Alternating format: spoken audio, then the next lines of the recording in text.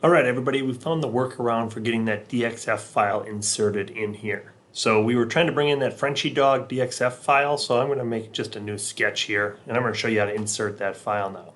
Before we insert it, when we're in the Amazon Web Service, we have to log into our actual Google Drive account. So we got to get that connected. So you're going to hit this little folder icon up here.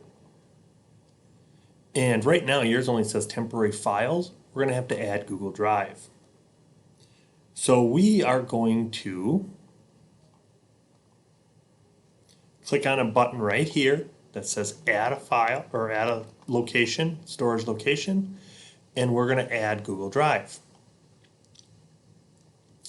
Once you get into your drive, you're good to go.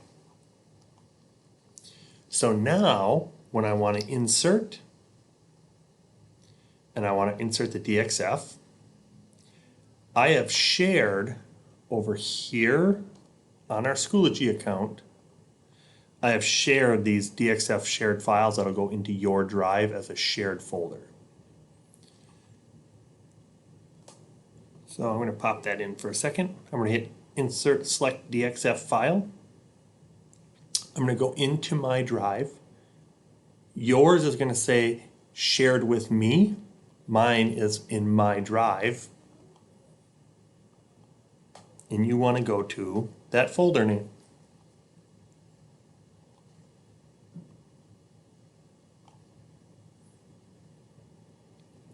I'll get to it here once it comes up.